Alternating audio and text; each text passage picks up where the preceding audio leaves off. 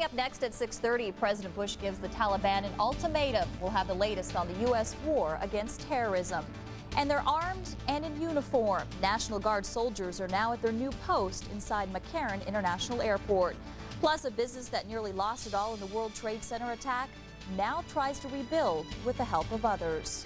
You're watching Eyewitness News at 6:30 with Colleen May, Mark Pfister, and Chris Matthews. President Bush is sending a strong warning to the Taliban. Good evening and thanks for joining us. I'm Colleen May. Here are the latest developments in the U.S. war against terrorism. President Bush used his weekly radio address to warn the Taliban that time is running out to surrender suspected terrorist Osama bin Laden.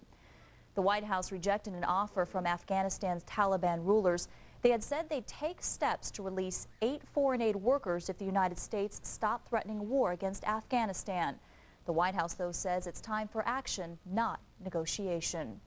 Anti-aircraft guns fired at high-flying aircraft over the Afghan capital today.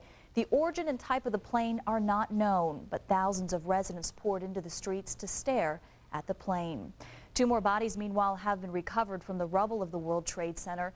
The number of missing is now at 4,986.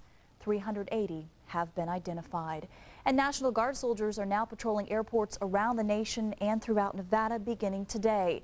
Eyewitness News is live. Michael Geeser is at McCarran International Airport with the latest on this new security. Michael? Well, Colleen, the scenery here at the airport has a little more green in it tonight, not because of new plants and trees, but because of the green camouflage being worn by members of the Nevada National Guard. Travelers at McCarran International Airport are used to seeing security, but not this kind of security. About 70 members of Nevada's Army and Air National Guard are now on duty at security checkpoints around the airport. This is something that we're now able to put all of our training into practice, and we're able to do something for our country. Judging from the reaction, travelers from around the country couldn't be happier to see them. I think we need them. Yep, I think we need them. I think it's good. It makes us feel a little more secure. We had a heck of a time getting in here with luggage and this and that and the other thing, and see that they're here, maybe, you know, I think it's good. My heart and my hat's off to these guys who give up their own time to protect us. It's a wonderful thing. Yeah, what post is Kibby at? Sergeant Glenn Guy says the feeling is mutual. This corrections officer from the Clark County Detention Center says the reception from travelers was unexpected. We just came out, and people coming up and shaking hands and, you know, just saying, hey, glad you're here. That's great. But the reason the National Guard was called by Governor Kenny Guinn is not great. And underneath the smiles and handshakes, everyone knows there is a serious job at hand.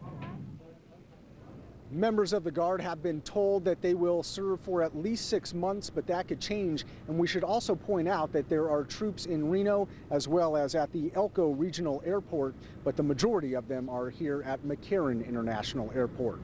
Michael Geeser, Eyewitness News, live. Thanks very much, Michael. And some other changes at McCarran beginning next week.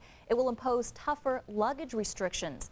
Beginning Wednesday, passengers will only be allowed 1 carry-on and 1 small item, such as a purse or a computer. Because so many people are traveling through the airport, the restrictions are being put in place to make security checkpoints more effective. The FAA already requires airport security to check bags and confiscate dangerous items. The terrorist attacks, as you probably know, have taken a huge toll on the Las Vegas economy. Governor Kenny Guinn says that as many as 16,000 Southern Nevadans have been laid off and thousands of others have had to reduce their hours. Requests for unemployment benefits in Nevada have more than doubled since September 11th. Guinn told Las Vegas One, with the exception of New York, the terrorist attacks have hit our city the hardest. It's going to cost New York something, there's no doubt about it. But on the other hand, we've been indirectly and now directly affected by the hit in New York and the Pentagon, because it's our tourism, it is our economic standards. We've been hit very, very heavily at this time. The governor says he is taking steps to speed up the process for unemployment benefits. And despite the economic slump, some businesses are still getting ready to do some hiring. The Boulevard Mall and the Meadows Mall hosted job fairs today. Both malls are preparing for the busy Christmas shopping season that's right around the corner. Actually, it's a good time to be having because we have a lot of opportunities for people to come to work in some of our stores. We have all our merchants that are here at the Boulevard looking for people for Christmas work. If you missed today's job fairs, you can still apply. Just visit the customer service booth at either the Boulevard or Meadows Mall and fill out an application. Businesses that were located inside the World Trade Center are slowly beginning to rebuild. One business owner is getting help and advice from other businesses around the U.S. that are meeting this weekend here in Las Vegas. Eyewitness News is live. Yetta Gibson joins us from Caesars with the story. Colleen, and a California internet businessman. He owns a search engine company out of California called ESOP.com.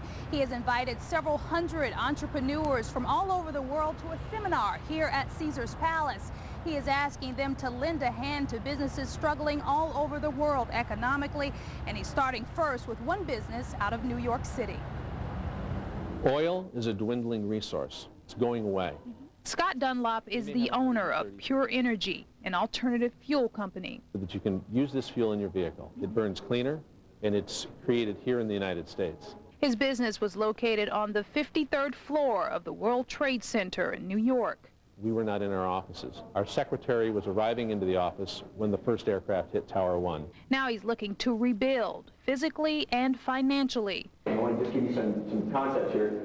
Mark Joyner is an internet website entrepreneur out of California, and he recognized that thousands of companies would need this type of help. And he's sponsoring this seminar, asking these entrepreneurs to contribute to businesses in need. And he's getting remarkable responses. A friend of mine came up and he said that he would give everyone, almost a no-cost ad in a paper newsletter that he has, printed all throughout Hawaii. I've got some consultants that have come up and said that they would like to, donate several hours of their time to help them. Joyner says his efforts may not get businesses thriving, but it will definitely help them pick back up. Now, Joyner says he is putting his priority first on helping those businesses in New York City, but he also wants to cater to all the other small businesses that were hurt economically by the attacks or otherwise. You can go to his website. It's aesop.com. That's esop.com. You can also find a link to it on our website at www.KLAS-TV.com. We'll have much more on this story tonight at 11. Yetta Gibson, Eyewitness News, live. Thanks, Yetta. We'll see you then.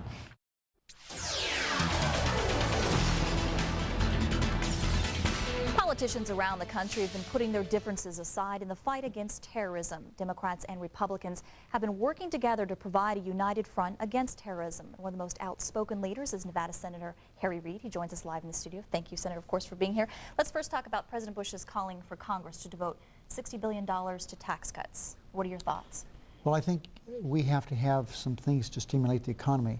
Prior to September 11th, the economy wasn't doing very well, and now we're not doing very well at all. I think we need to work with the president. I don't think we can revive the economy simply with tax cuts. I think that we need to have some tax cuts. Most people pay more in payroll taxes than they do in income taxes, and I think we should look at reducing those kinds of taxes, payroll taxes, because that money would go directly into the economy. I think we also need to look at some things that would directly help Nevada and 30 other states which rely heavily on tourism, and that would be to raise the meal tax deduction. I think we have to have other programs that directly create jobs. For example, I'm in favor of highway projects. For every $1 billion we spend in highways, we create 42,000 jobs. So we need to do things with highways, mass transit. We need to do things with water projects and sewer projects, which are badly needed, but are also job intensive. We've been reporting that some of the suspected terrorists spent time here in southern Nevada. Do you think Las Vegas is a target for terrorism? Well, I don't think they spent their time here because they were looking to terrorize Las Vegas. I think they were here because one of the things they did is nothing. They didn't work. Somebody was supporting them, and if you have a leisure time, there's no place like Las Vegas. So you don't think we're a target? You don't think they were here to... Well, I don't think we can rest on our laurels. I think that we have to be very cautious and careful, and that's why I was so happy to see the Guardsmen. I'm glad you did the piece earlier in the show about these valiant people who are taking away from their work. These are volunteers. The people have been trained to be military police. Most of those are off in Bosnia or someplace. So, no, I think we need to be vigilant, careful, but they weren't here planning any terrorist activities against people of Nevada. Let's talk about your National Counterterrorism Training Center. You're proposing it at the Nevada test site. Tell us a little bit about that, and we'll talk about, too, the meeting that you're going to hold on Monday. Well, the Nevada test site is the size of Rhode Island. They have mountains, valleys, they have deserts, they have large tunnels that are created during the nuclear device period where we're testing devices. They have large shafts. We have an infrastructure there. You can house hundreds of people there, we have electricity, we have everything there, including a facility to test chemicals. So why not bring all the 40 agencies that deal with intelligence and have them have a headquarters where they can test all these things? We already do a lot of anti-terrorism stuff there, but we need to do a lot more. Okay. Senator, thank you very much for your time, and we appreciate you coming in, answering some of our questions. My pleasure, Colleen. Thank you very much. And as Senator Harry Reid mentioned about the summit that he's holding, it will be held on Monday. We have a graphic to show you what time and where it's going to be held. If you're interested, you can come out and ask questions. Federal and local agencies will be out there to answer questions about your security concerns.